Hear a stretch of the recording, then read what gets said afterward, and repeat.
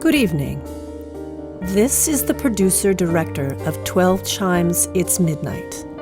Here to tell you, we're back. Just in time for the holidays, we have a lovely little family melodrama for you, tinged with festive tidings and a delicious portion of horror. From our family to yours. Happy holidays!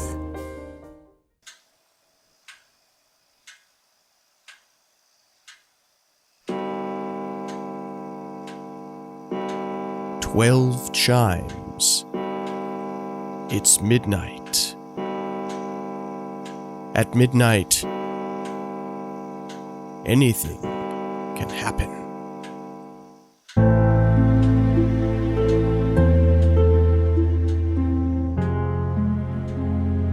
Hello, listeners. Before we get started, I'd like to give our 12 Chimes friends at the Mysterious Old Radio Listening Society a chance to tell you about their podcast. Are you new to old-time radio? A hardcore fan? Curious, but don't know where to start?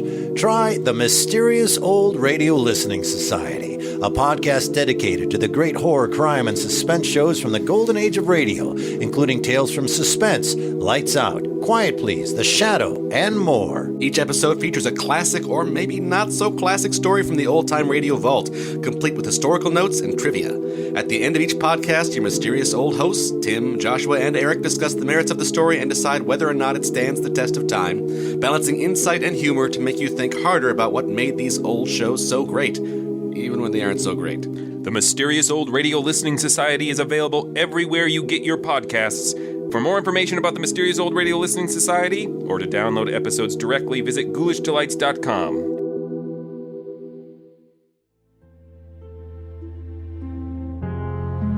Is there a particular melody that haunts you? That conjures up ghosts from your past? What if that melody was accompanied by a real ghost?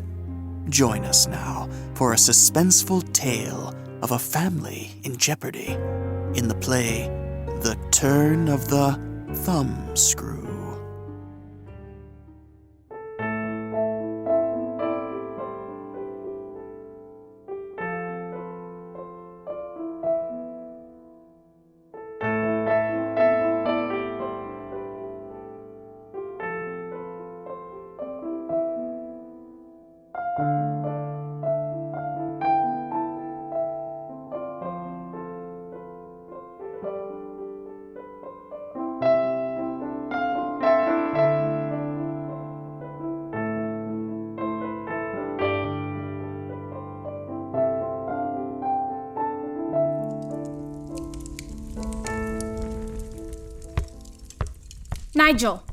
Nigel, find your ball and put it away in the nursery.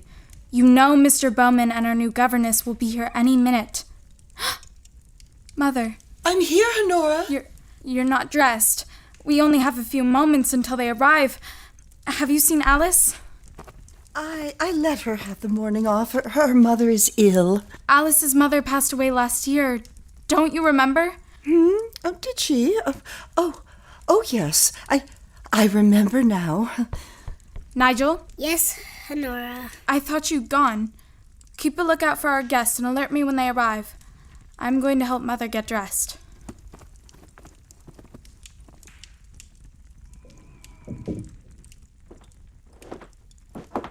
Nigel, my boy, how are you? Forgive us for just strolling in, but someone left the garden doors wide open, letting in the snow. They're closed up snug now. Thank you, Mr. Bowman. My pleasure, my pleasure. Anything for the charming Calder family. Speaking of, where is the rest of the family? Mother wasn't ready. Nora's helping her dress. Is she now? Don't blush, Mr. Calder. It's perfectly all right. We're all friends here. And speaking of friends, I have the honor of introducing you to your new governess. Miss Ryden, may I introduce the young Mr. Calder? Hello, young Mr. Calder. May I call you Nigel? Oh, yes, please. But what should I call you? You may call me Charlotte. Charlotte. Honora, Mrs. Calder, you're looking so well. Honora? Hello, Mr. Bowman. And this is Miss Ryden, our new governess, I presume? Quite right. Mrs. Calder, Honora, may I introduce you to Miss Ryden? Oh, yes, of course. So very nice to meet you, and of course, happy tidings to you both. Christmas is almost upon us. The week went by so fast. Well, of course it's Friday, the day of your arrival, Miss Ryden. And these are my children. My daughter, Honora, and my son, Nigel. Nigel and I just met. What a polite and charming young man. Hello, Honora. I would like you and your brother to call me Charlotte. Yes, ma'am. Charlotte. Charlotte. Honora is a very clever girl. She's an inventor. Truly. How remarkable. Here is an example of her work. Charming little bird. However did she make this little mechanism? Automata, I think it's called. Clever, isn't it? Look at this one. Go ahead, pick it up. Very well.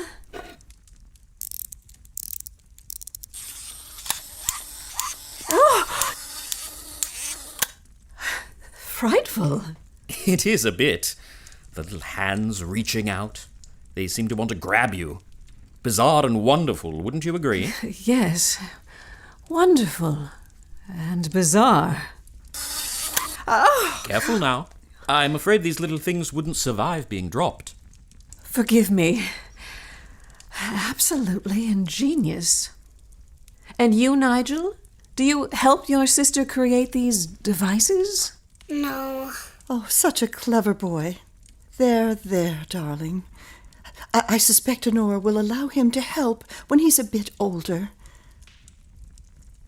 Mother? Oh, where's my head? Please come in, Miss Ryden and Mr. Bowman, and have a seat. Nigel, please check on Mille and see what's keeping the tea. Yes, Mama. Walk. Don't run, please, Nigel. You know better than that. Yes, Honora. Honora, darling, please go help your brother. Mother, are you... Absolutely fine, dear. Now run along. There's a good girl. Miss Ryden, we're so glad you've come. Mr. Bowman tells me such good things about you. Miss Ryden is particularly adept in the areas of music and English, two subjects I know you wish the children to focus on. I have heard wonderful things about you and the children, and about this beautiful home. It's breathtaking. I expect to feel right at home here. There is nowhere you cannot venture, or any of the grounds you cannot explore, with one exception. The only place I'd rather keep private is my late husband's study. The children and I are still adjusting to life without him. Please avoid bringing up the subject with the children. I was informed. My deepest sympathies to you, Mrs. Calder, and your family. Thank you. Ah, what a lovely piano. It was a present for my husband, a bedlam from New York. He played so beautifully. Ah, the tea.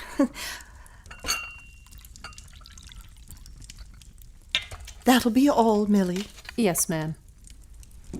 Miss Ryden is an accomplished pianist. Oh, yes? Well, I am glad to hear that. For the children's sake, certainly. Would you like to hear something? Well, that would be lovely. Oh, please do play something for us, Miss Ryden. Something for the season, if you would. Of course.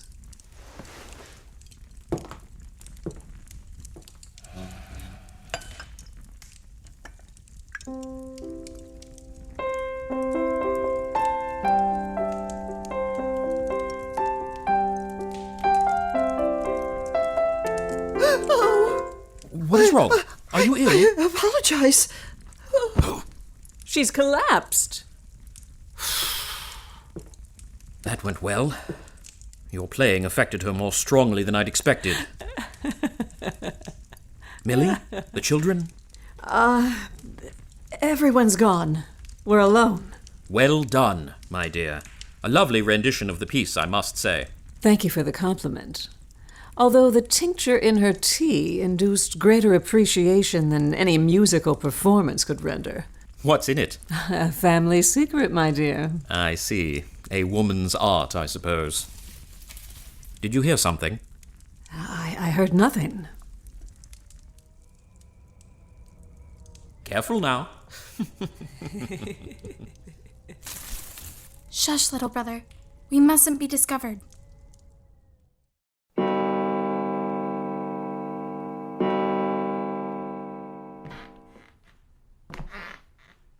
Shh.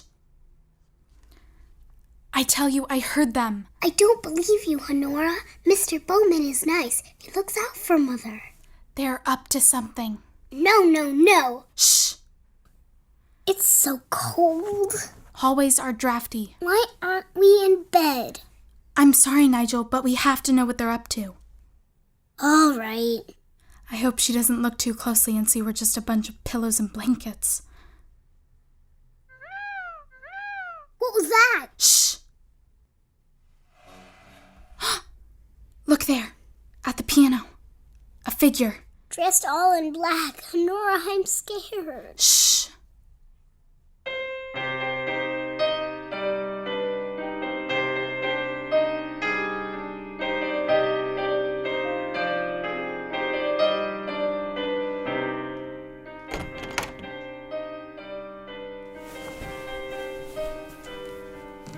Mama? Don't give us away. Quiet now. Watch and listen. Evaleen. Evaleen, my love. John, have you come home? I'm only visiting. Visiting from hell.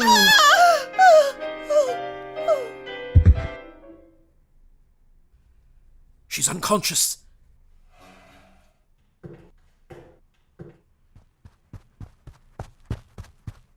Help me get her to the bed.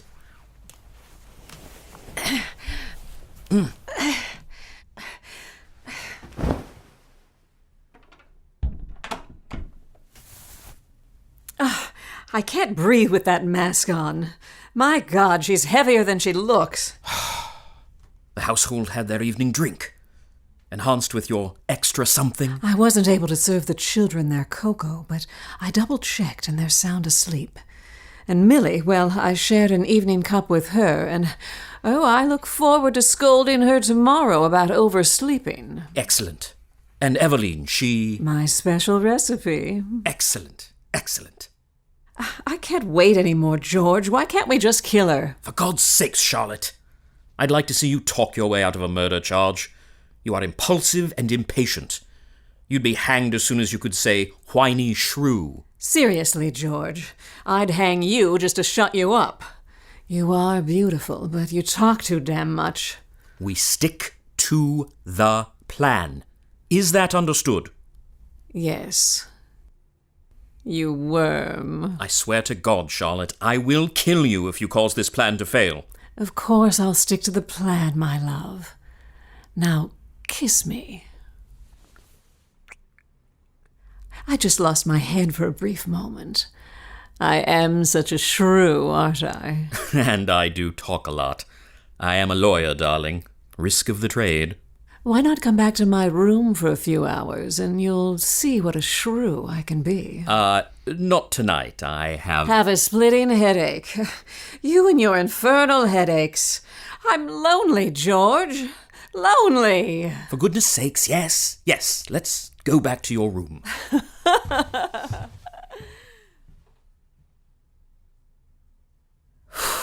That was Mr. Bowman?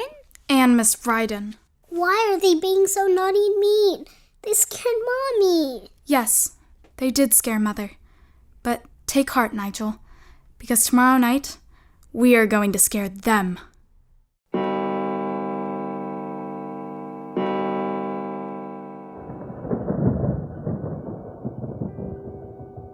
I still think radio is probably the greatest entertainment medium ever invented. It made the audience work. Instead of a big, ugly glass picture tube, you saw the performers in your own mind.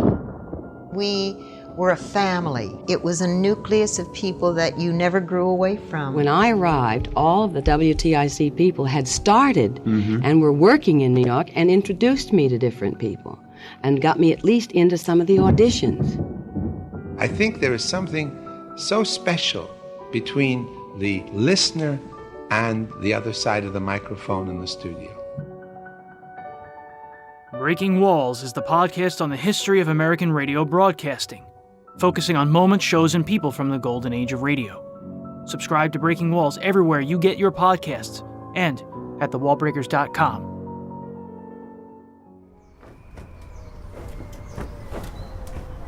Mother! She opened the window again. If she dies of the fever, it will not be my fault. Dies? She didn't mean that. Come, children, leave your mother in peace. The doctor will be here shortly. Why won't she talk? How should I know? She's had a terrible shock. She has fragile nerves and something greatly upset her last night. Yes, Mille? Do you have a moment to discuss the menu for the next day or so, in Madam's absence? Yes, of course. Children, please go to the schoolroom while I speak to Mille. We'll have our tea there. Run along now. For today's lunch, we should have something light. The doctor requested a simple broth. Do you always have to drag around that dumb wooden sword? Yes. Well, are you going to help me or not? I don't know. I'm afraid, Honora. Shh, little brother. It's okay. Don't cry. Here. That's my handkerchief. So it is. Here you go. Thank you. Don't be afraid, little brother. We have to be strong for Mother. You can be strong, can't you, Nigel? Maybe. You're a big, smart boy. If you help me, you will be like Sir Galahad, saving Lady Guinevere. You will be a hero. You have to knight me. I have to do what? You have to knight me. Here. Why would I need... Ah, of course. Nigel, please kneel. With this blessed sword, a replica of the sword of King Arthur himself, I knight you.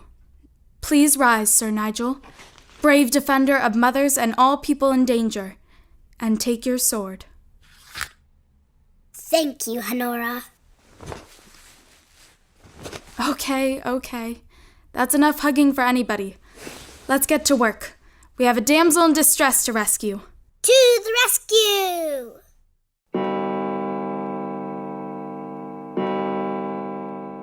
Lock the door.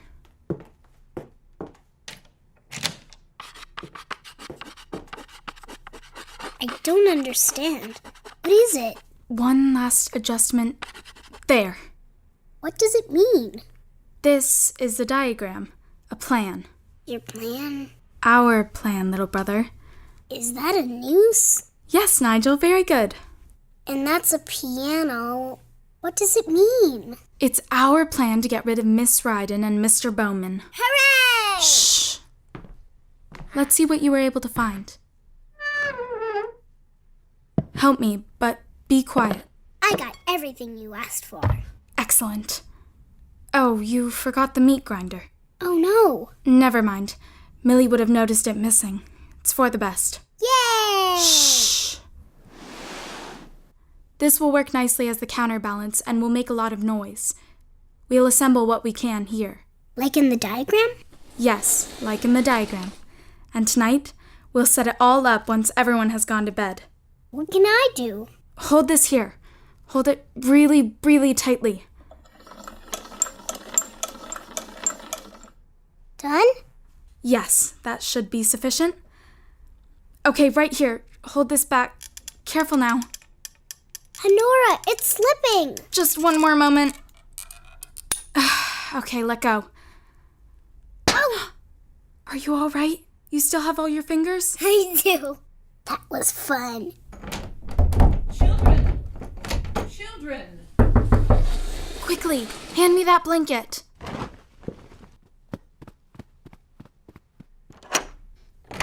What are you children up to? I heard an awful racket. And was this door locked? Oh, no, Miss Ryden. Charlotte! Of course. Charlotte, we're not allowed to lock the door. Sensible rule. We were just playing with our wooden blocks. Well, it seems you've cleaned up after yourselves for once. Very good. Mille, come in and leave the tea on the table there. Look what we have for you today, children. Your favorite treats. Tea cakes for you, Honora, and honey scones for you, Nigel. It's not my birthday. Did you hear that, Mille? Not his birthday. How utterly charming. Yes, miss. No, it's not your birthday, dear boy, but I adore my charges, and they've been so good that they deserve a reward. Don't you agree? Yes. Yes, of course. Nigel? Ow! Yes, thank you, Charlotte. Uh-huh. Well, that's all, Mille. Such sweet children. What have you been up to? Just playing. Ow! So you've said. My dear children, you must have your tea. May I pour you a cup? Yes. There you are. The tea tastes strange. Nonsense. Drink up, sweet boy. Tea is so relaxing. Wouldn't you agree? Are you cold, little brother? You look a little pale. Oh, dear. If you promise to drink up your tea, I'll fetch you a cardigan. Hey! Shh! Hey! What was that? The tea is delicious. Oh, what a nice thing to say. Drink up! Drink up! Why did you give my tea to that plant, Honora? Don't drink it. She did something to it. No. Nice work, Nigel. The whole pot. Now, pretend you're sleepy. I couldn't find your favorite cardigan, but I found another. Will this do? Oh, I'm so sleepy. Already? I mean, it's so early yet to be sleepy. Are you sure? Ow. Oh, yes, quite sure. Did you finish off all this tea? I was thirsty. Oh, Honora, did you have any tea? Yes, ma'am. Charlotte. Of course. Charlotte. I did get 1 cup before Nigel drank it all. Excellent. Excellent.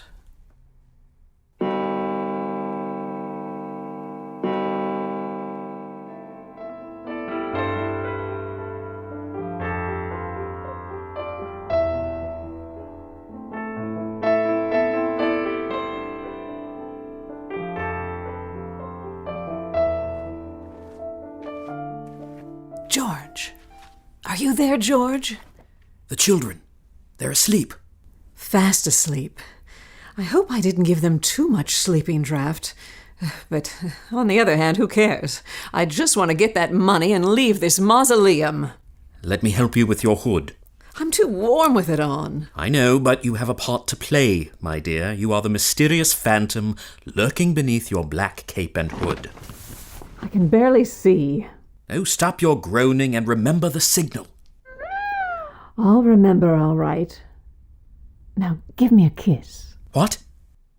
A kiss, George. I won't budge without a kiss. All right, all right.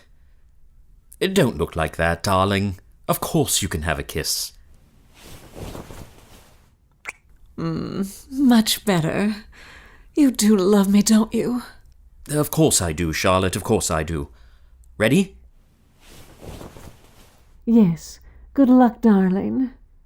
Down the stairs with you and take your place at the piano. Quiet now.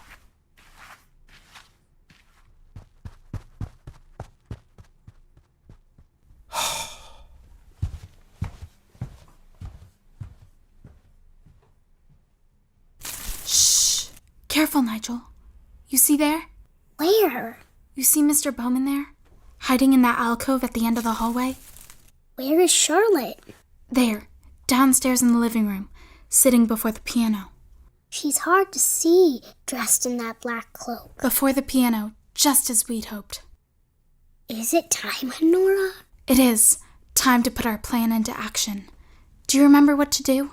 Sneak down the back stairs, get into position, and wait for your signal. Exactly right, little brother. Very good. Off you go. Sir Nigel. Yes, Sir Nigel. I shall see you on the other side of victory, Honora.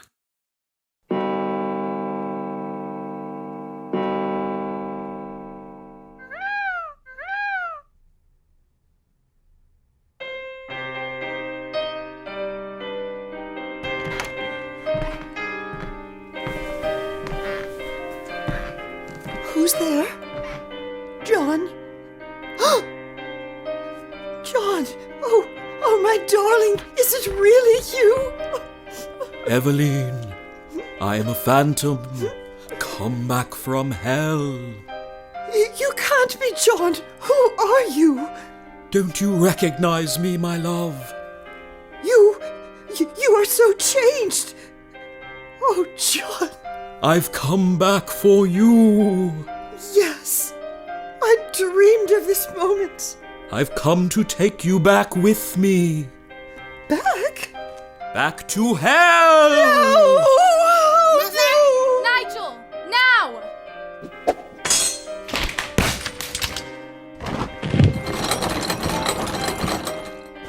What? Where did this rope?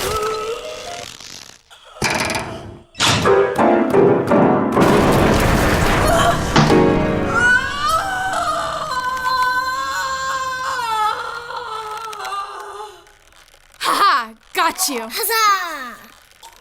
Nigel! Honora? What is going on? Have you hanged your father? He is not my father or your husband. Look closer. Mr. Bowman? Nigel!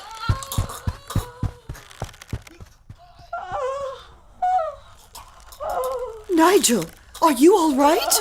Mommy! Look at you now, Miss Ryden. I mean, Charlotte. Oh my God. Her hands! She has no hands! She has hands, but they're bloody wrecks. No more piano playing for you.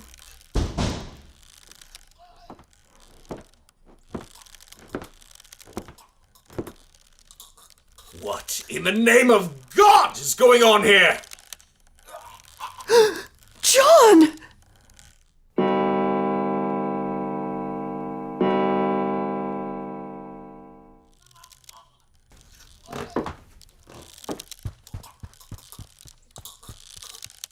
Oh, shut up, George.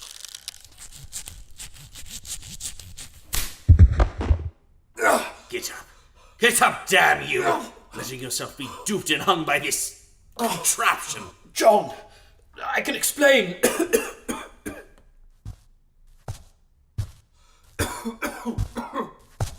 Where is Honora?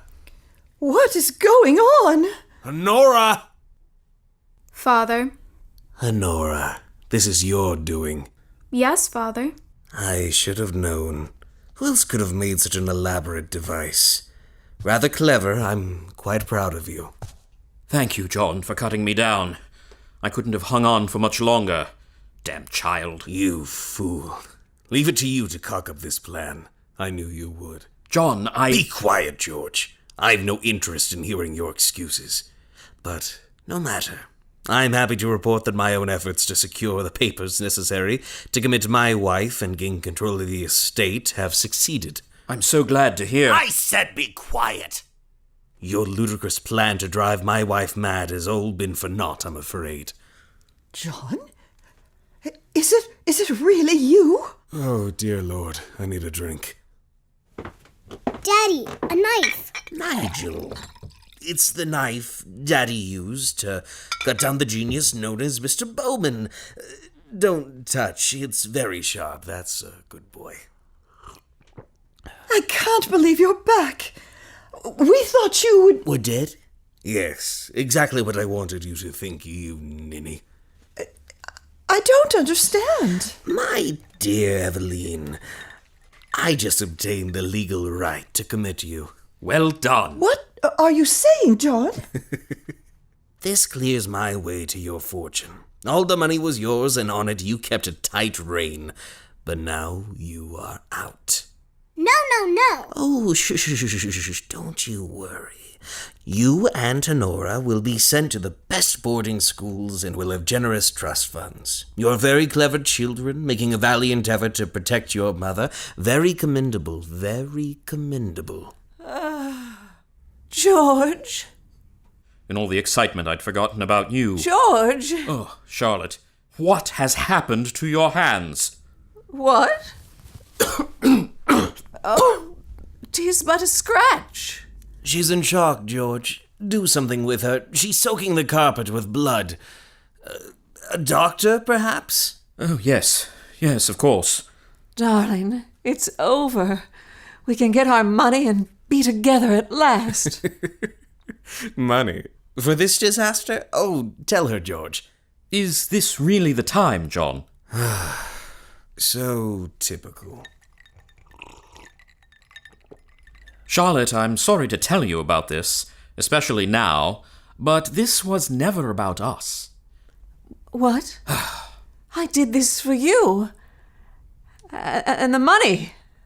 And for you. Well, yes. Really, we need to get you to a doctor. You, my dear Miss Ryden, are a mess. I'm perfectly all right.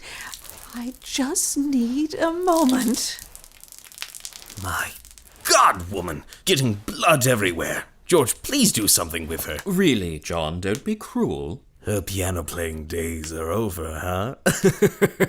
George! Mommy? Don't be afraid, Nigel. George, help me. Charlotte. Oh, shut up, George. You see, my dear, your George, in fact, is mine. He's the reason for all this.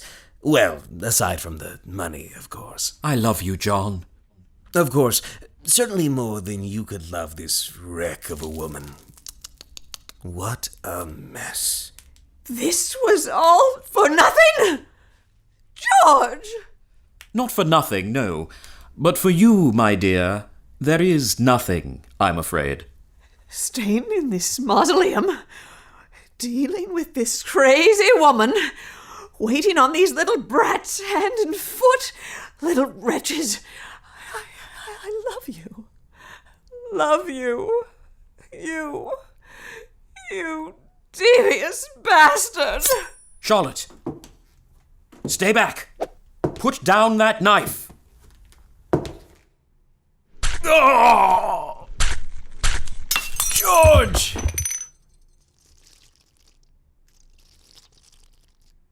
Miss Ryden. Stay away from me! I will crush you. Don't touch my mommy. For God's sake, Nigel, where did you find that sword? Put it down, and no one is threatening your mother. Miss Ryden, on the other hand. Miss Ryden, look out!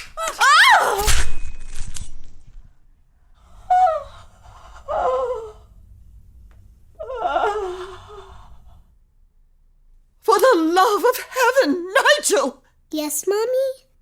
Nigel, put the sword and Miss Ryden down. Good Lord. My sword. Shh. It's all right now, Nigel. But I am King Arthur, and I must withdraw the sword. From Miss Ryden? It must be done. Whoso pulleth out this sword is the right wise king, born of all England. Hooray! Well done. quite a playful environment you've created for the children, my dear Evaleen. Nigel, your work here is done. Stop pointing that sword at me, my boy.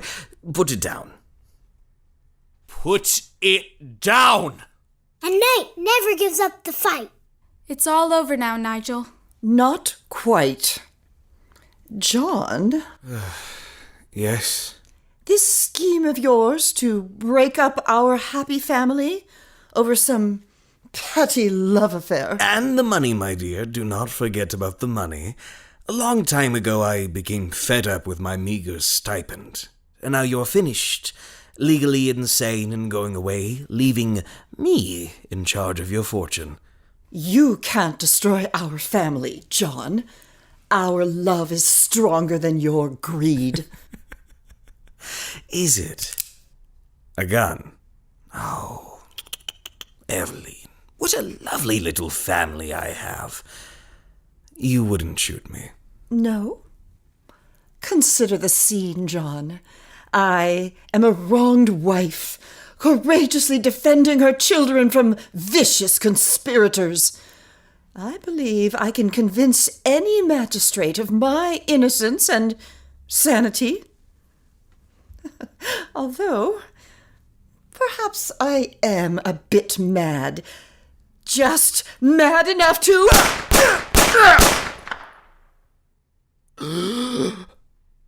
But I finally got everything I ever wanted. And all you have now, dear father, are your just rewards.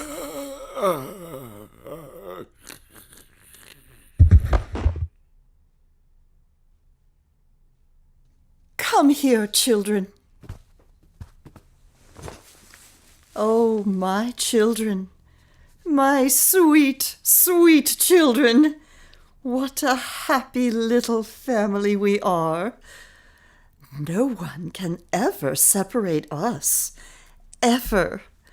We will be so happy. So very, very happy.